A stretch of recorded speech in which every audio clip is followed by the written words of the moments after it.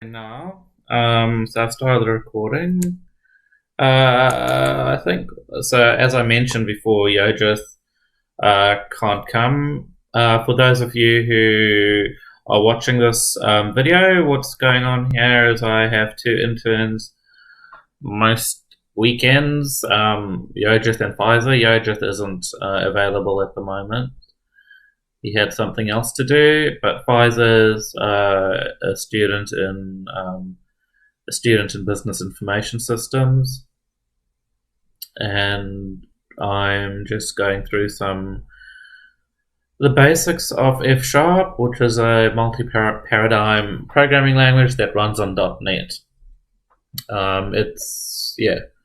So Pfizer in this session, I'm just going to run through Recursion again. We touched on it. We did some of it last week, but I lost the audio recording, so I want to just do it again. So I'll go through it again in this session. So hopefully you can see my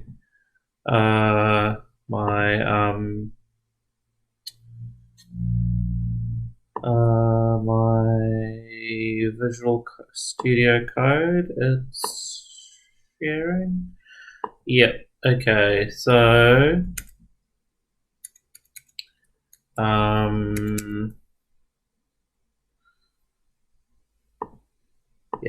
So we'll cover recursion again.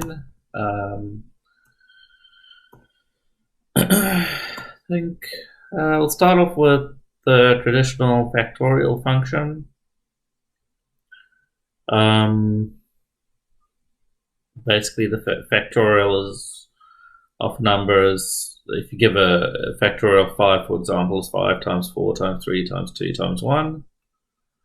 And that can also be expressed as, like if you were just to write it in mathematical notation, you'd say if x equals x times f of x minus 1.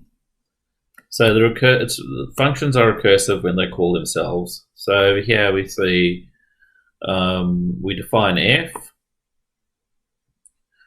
as this, and in the definition of f we have x, but we also have another call to x and to f, where the parameter is the one less than the current value. So how do you? I think I want to go through over recursion again because it's tricky. I remember when I was at university, I think it took me like 2 weeks for me to come to terms with, sort of understand how it worked. And the general trick when writing a recursive function is to have a base case. So you want a stop case. You want, for example, stop case is an example that breaks you out of the recursion, and the stop case is the case where you don't call the recursive function again. So f of 0, factorial of 0, is basically defined to be 1. So this can be the stop case. And in the general case for any x is given here in this top line here, and specialized at 0 to be 1. Okay. So translating this isn't F sharp code. That's just like some mathematical notation that I hacked up. But translating that into F sharp, we see that we have our stopping case here is when n is 0, we return 1. And our general case, which is the fall through part of the else part of the if expression, is n times factorial of n minus 1. So I think the key takeaway here is if you have to write a recursive function, make sure that you have a base case where it exits the recursion, and a base case, and a function exits recursion when it doesn't call itself. It's fairly clear. In this case, it's not calling itself. And in this case, it is. Any questions? Can I ask something? Yeah, sure. So stop case is when the recursion will stop. Yeah, exactly. Yeah. But what will happen if we don't put it? It will go on and on? Yeah, that's exactly right. So I'll show you what happens. Okay, so let's run this with, over here, I'll just show you the case where it works, right? So I call Factorial, I'll just use 6, because I see what the answer is, right? So that's 6 times 5 times 2, 5 times 4 times 3 times 2 gives you 720. So this is the case that works. In the case where, like, say I don't, I just define that like this. So I omit the stopping condition. It's just going to keep going. I'll probably the n will keep descending. So we'll end up with it alternating between negative and positive values. So let's try this.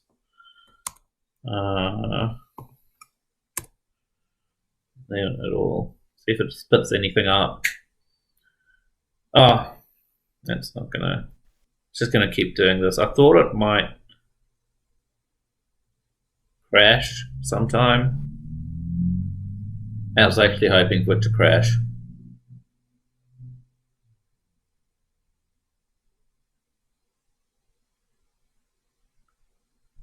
Yeah, so it's happily going, and it'll keep going. And it'll keep going. It'll never stop. In theory, it'll never stop. In practice, you either get what's called a stack overflow, or one of these numbers will overflow. Like the quantity will get too large, the factorial will get too large, and it'll overflow. But this is going on forever, so I'm not sure why the kernel keeps running it. I would have expected it to crash by now, but it hasn't. But anyway, you get the idea. Yes. Yeah, so it's just an infinite loop if you do that. But it's a good question. It's one of the things you have to watch out for, right? If you're using recursion.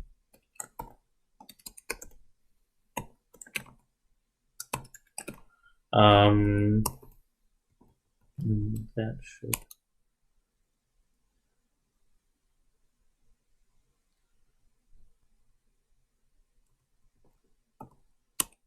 Fix things. Yeah, so that's fixed now.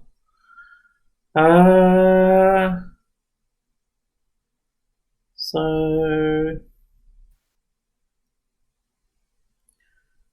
now the next thing I wanted to go over was, I'm not sure if I should talk. I'll talk about tail recursion a bit.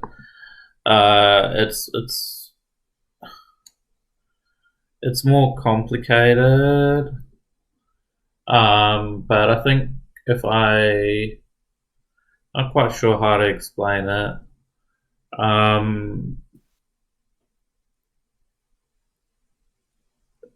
It's basically just allows you to write a recursive function that's not going to crash. That's not going to perform a stack overflow. But the way to do that is to thread in what they call an accumulator parameter through the function. So do you know what a stack overflow is? Are you familiar with that from any programming you've done? I know a little bit, but not. Okay. Did you ever run into it with? You did R and Python, right? Yes. Yeah. Okay. So, but basically a Stack Overflow is,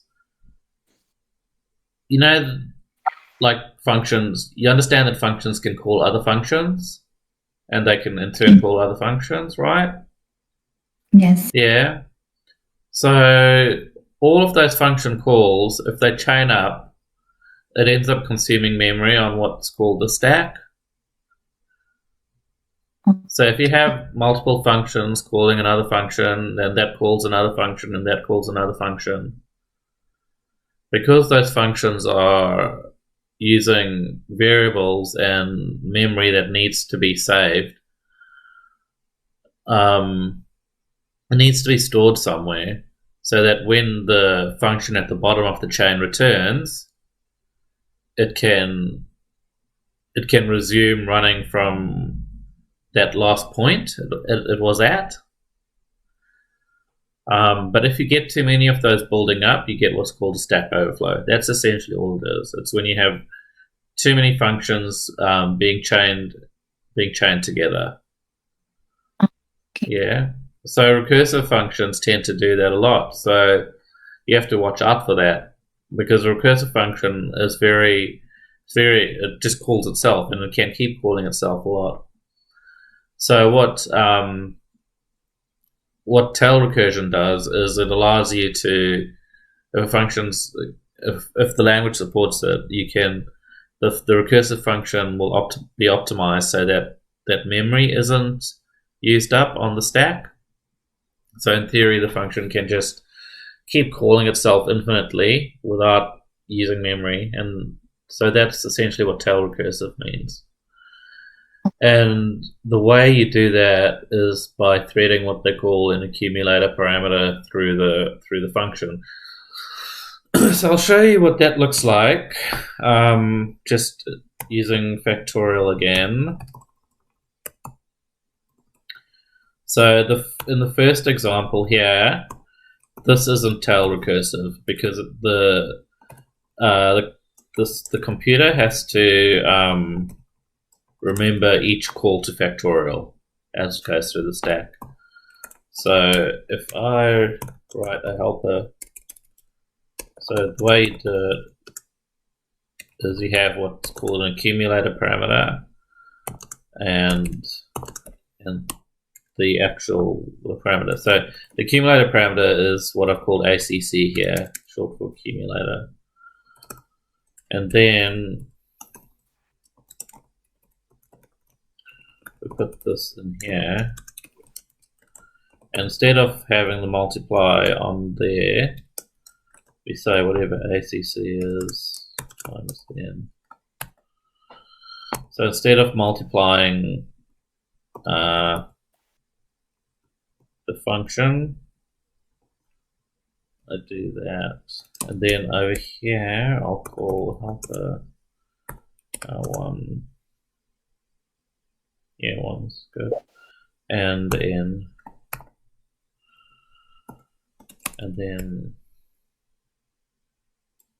let's just make sure that compiles. Yep. And then over here I'll call Factorial 6. Oh, I've got a bug somewhere.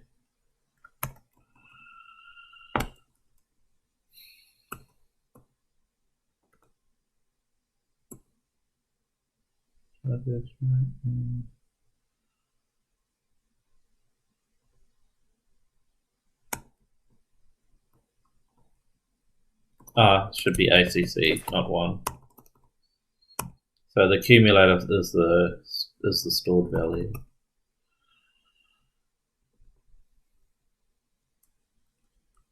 Okay, I'll just explain that again. So 720. So yeah. So that's the same value as what we got here. So what's going on here is, instead of having the multiplication happening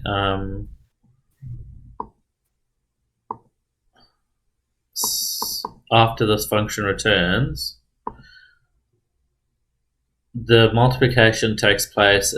It's carried out in this accumulator parameter, and the accumulator parameter stores the value as the functions run, builds up the value, and then when we get to 0, all we do is we we return the accumulator parameter.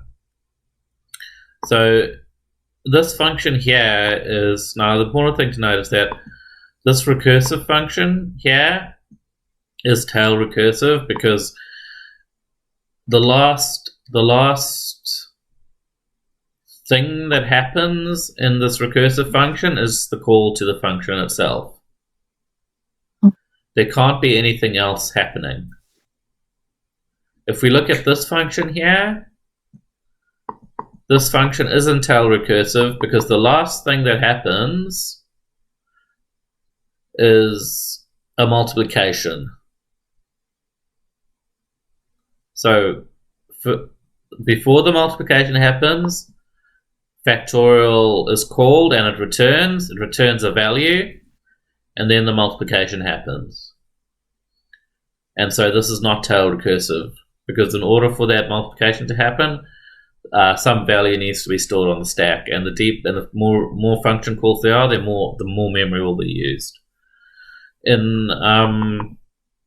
I'll go through it again. In this function here, helper, if you just by looking at it, you can see that helper is literally the last thing that happens in this function. The call to itself is the last thing that happens.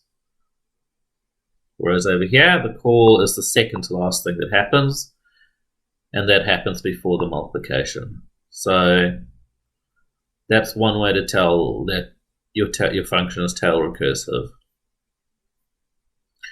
Now, this is all kind of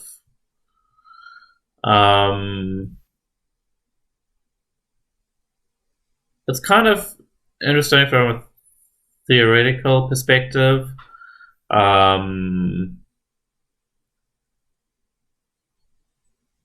Firstly, do you have any questions before I go to the next thing? Can you do another example of this? Maybe then I'll another thing that's tail recursive, you mean? Yes. Okay.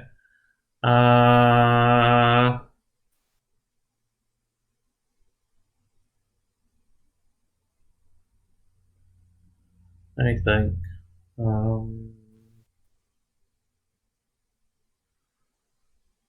The only other sort of functions I can think of are like, for example, going through it, descending a tree.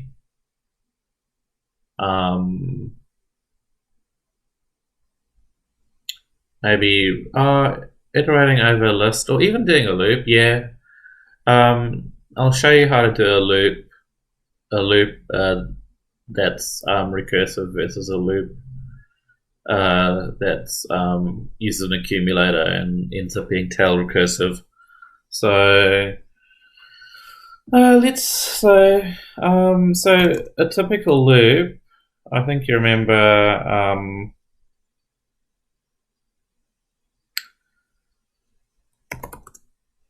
for loops. So for I in 1 to 10 do. So this is how the basic sort of non-recursive looping happens. What's going on there? Okay, so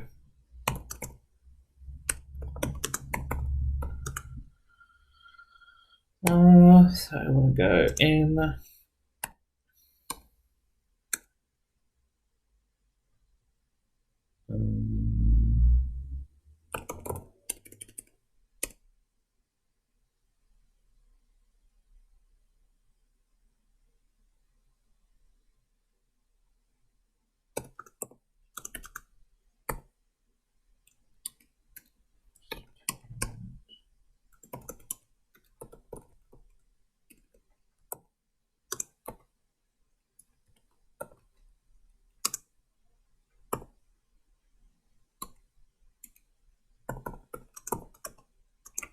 probably not the best example now to think of it, because this is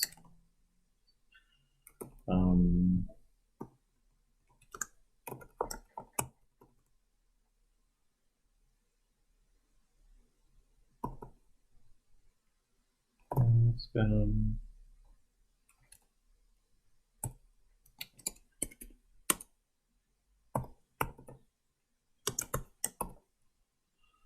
so this will actually loop down, so it'll keep descending, whereas this one ascended, it went from 1, the first one went from 1 to 10. This one's just going to go backwards from 10 down to 1. Yeah, so let's run it, see what's going on. So, okay, so this is another example of something that's recursive, but let's ask ourselves, is this tail recursive? Yes, it is, because the last thing in this branch is either the function call itself or an exit from the function. So if it's written like this, where there are no extra things involved, like, for example, so there's the last thing that ever happens is the call to the function itself. That's essentially the best way I can explain it.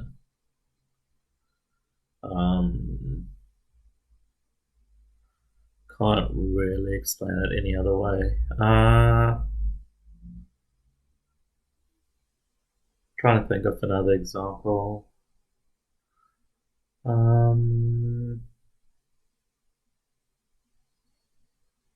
To be honest, most of the examples I think of are just naturally tail recursive. You don't have to worry too much about whether you need to store the state of the old, like any old value.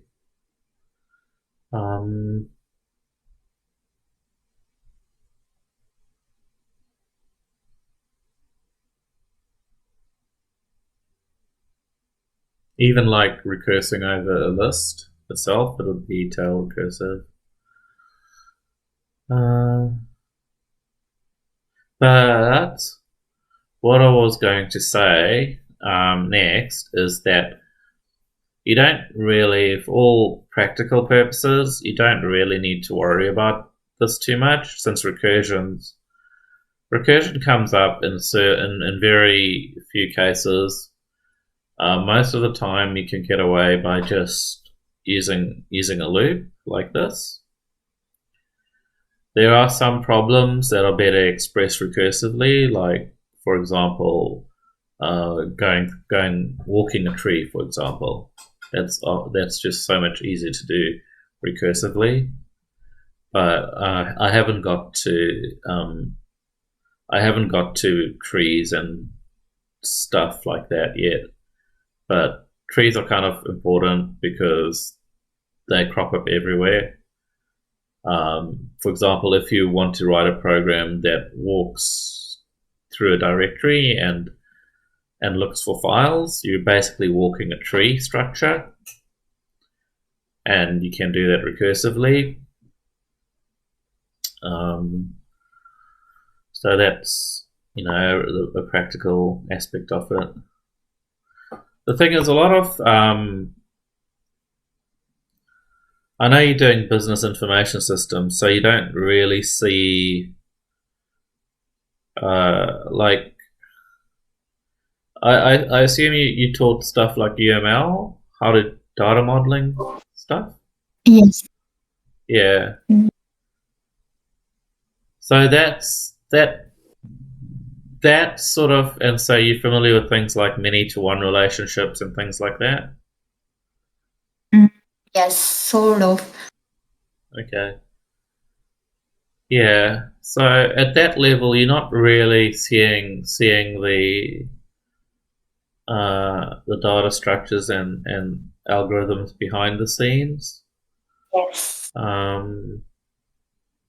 But like as a software engineer, we look at the input from the business analysts, and then we have to decide, how do we best model this? We don't necessarily copy and paste the data model they gave us into code like the same way. And we have to choose algorithms and data structures to suit the problem. Generally, I'll be honest. Most organizations will just take the data model that the business analysts provide, and then copy and paste that directly into SQL, into an SQL database, and table it like that. And that's fine. That's fine for like 90%. I wouldn't say 99%, but maybe 90% of use cases. Like you've got for example, if you're modeling a classroom and a class and students in a school, you'd have, a student can be in many classes, or in a classroom can hold many students. And students are members of one school. You'd have those sort of relations, and you drop a table of them, and then you'd plonk that into a database, and you might normalize it, or you may not normalize it, just depending on what you wanted.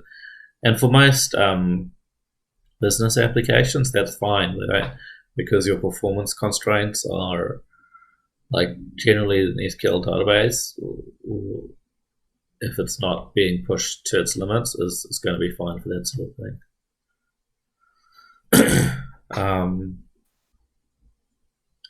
But in cases where the problem domain isn't, like, you can't just take what the business analysts give you in terms of the data model and plonk it into a database, because the problem domain is more complicated.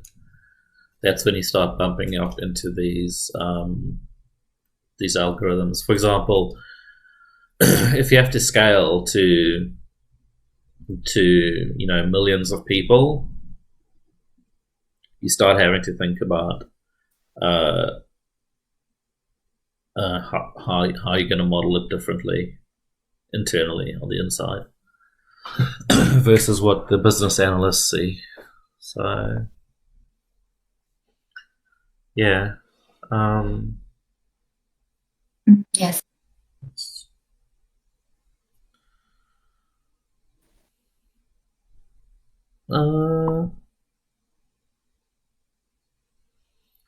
Where was I gonna go next? Oh, I was gonna say, yeah. So I think the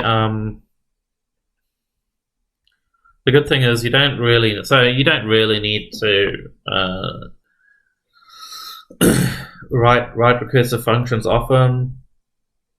Although if you're using a sharp, you probably will, just because some things are easier to do recursively.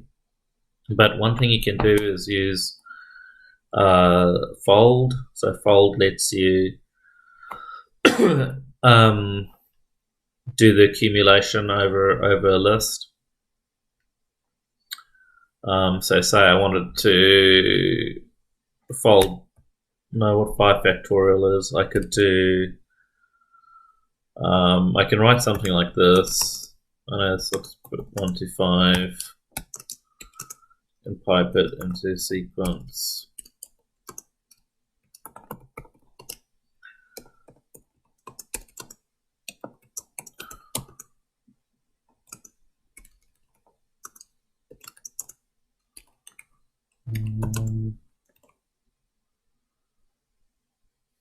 How does this work? Returns the new state, doesn't it? Right.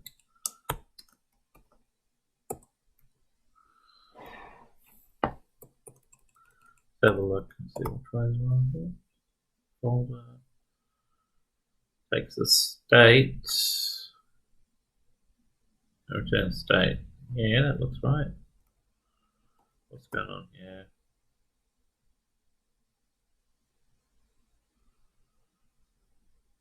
Doesn't have support ints. Multiplication. Just multiplication.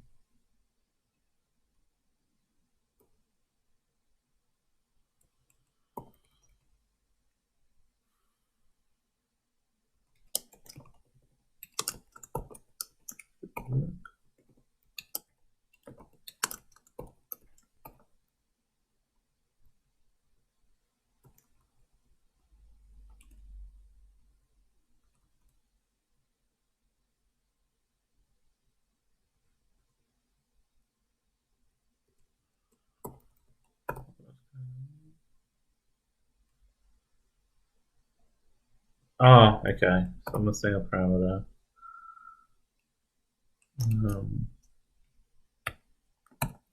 There we go.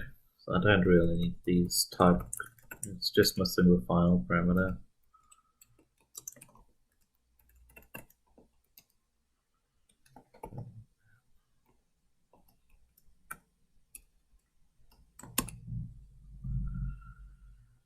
Yeah, so you can do something like that, and you'll get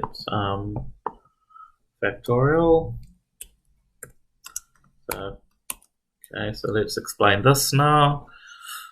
So what fold does, it's essentially does, it iterates. It doesn't use recursion, but it just goes over. It goes over. If you have a look at the source code for fold in GitHub, you'll see it just uses a for loop and iterates over the sequence, given sequence. But it does the whole threading accumulator thing, which was the idea I demonstrated here. Sachin, I did not hear it. Your voice is cracking. Oh, okay. I'll start. Is it okay now? Or can you hear me? Yeah, but I can hear you now, but I didn't hear anything. Okay. I'll just repeat then. So,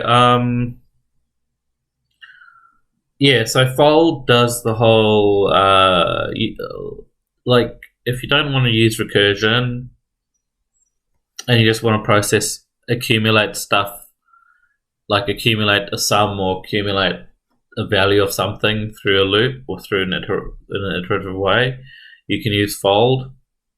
So what fold does, it takes an accumulator parameter that starts at which is what I demonstrated here.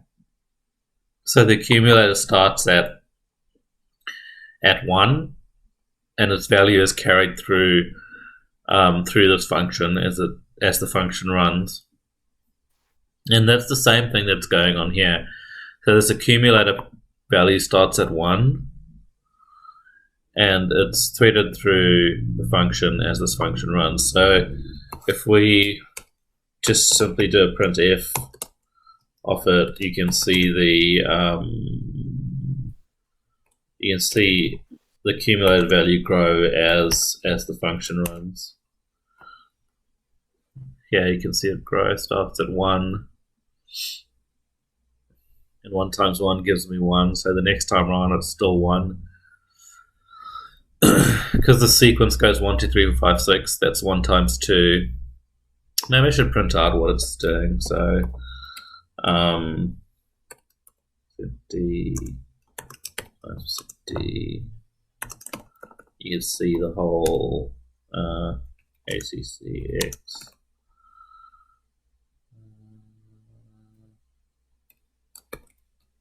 ACC times.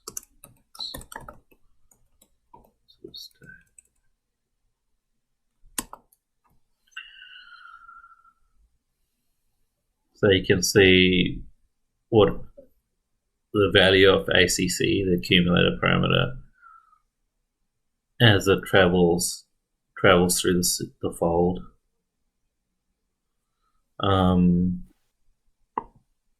So in the first first iteration of the fold, it's 1. It's the first parameter here that's printed out. So ACC is here. It's printed, it maps to this part of the printf statement. And so it ends up there. And then second time round, because 1 times 1 is 1, this value here goes in here. 1 times 2 is 2. 2 becomes the new value for ACC, goes in here. 2 times 3 is 6. 6 becomes the new value, goes over here. And so on until we get to the last one at the end. So, I mean, that's how you, that's like 3 ways of doing factorial, I guess. So the first way was just using plain old recursion. The other way was using the tail recursion via a tail recursion basically. And then the third way is using the fold. Or the 4 ways actually, just the ordinary old loop as well you can use. But it just depends on context which way you want to go. Yeah, it just depends what suits the problem better. Yeah. I'm just curious, which way do you guys use the most? I think it depends, right? So, generally, most people use a for loop because they struggle with recursion. Like, I'll be honest, most programmers just don't get it, right? They don't know how to do it. They can't, like, it's a mix of things. It doesn't crop up that much either. In functional programming, it crops up more. And in when you're using certain data structures, then it will definitely crop up more. So it really depends on context. If you're doing a lot of work with trees and graphs, then you'll probably be recursing quite a bit in places. Even lists as well. But like for me personally, I flip between either. I don't have trouble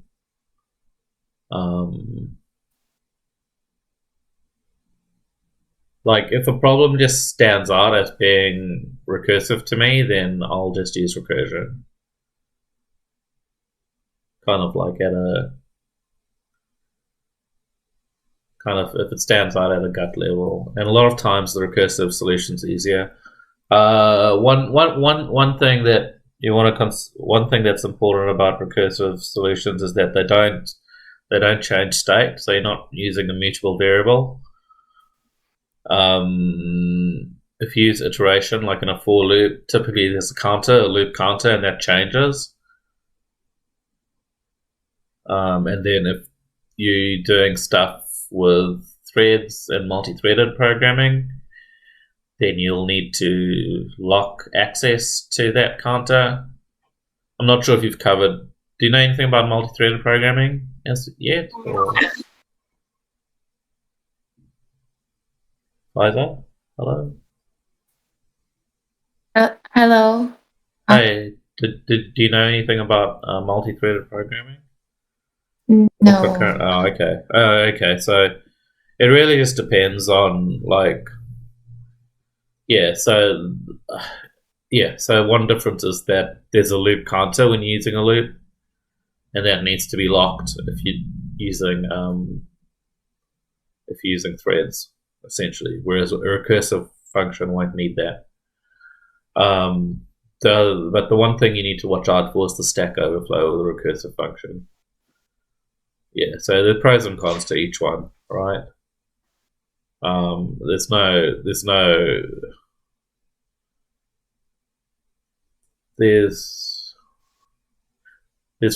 one size fits all. Like, you can't always just use a for loop, and you can't always just use a recursive function. All right. There's no one best way. Yeah, so there's some corner cases where recursion's just a whole lot better than doing a for loop, right? Yeah. But honestly, I think in the industry, most people are using for loops.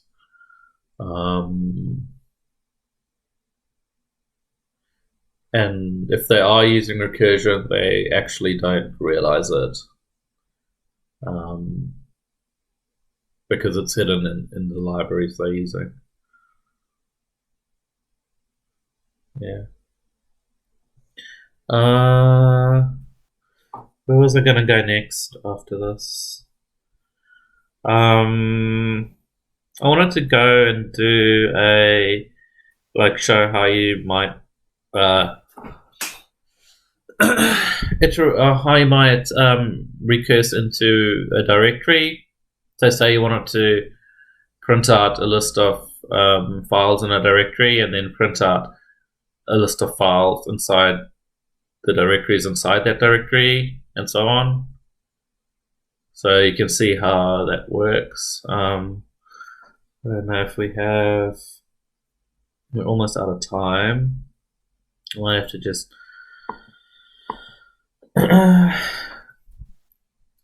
do this quickly. Let's see if we can do it quickly. I just want to Google a function. So I want to Google and see if this looks easy enough to do.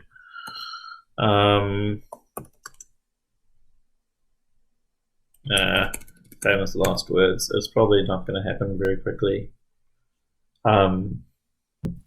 So I'll be stuck here for another 10 minutes. And we're at 50 minutes. Yeah. Oh well, I think that's enough for today. Do you have any questions? Oh, first off, is there anything you'd like to see covered? Oh, I don't have any question. I think I'm okay with whatever you want. Yeah. Oh, okay. What about anything from your studies? Yeah, maybe once we are done with the beginner stuff, I would love to see how F# help the data analyst, like how this language can be used. Yeah, it's probably best then to just tell me what your problems are, like what you're working on. So if you can do that in the Discord or the I don't know if you have. I think you've got my email, but either or. Because if you can give me like an overview of the topics you're touching, like I'll know the topics you're covering. I'll know where to go. All right. Like I've been doing this for 20 years, so I'll know. Yeah. All right.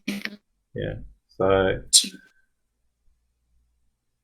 yeah, just give me an overview of the topics you are learning in your course, and then I can suggest stuff as well and show you how to apply F# there.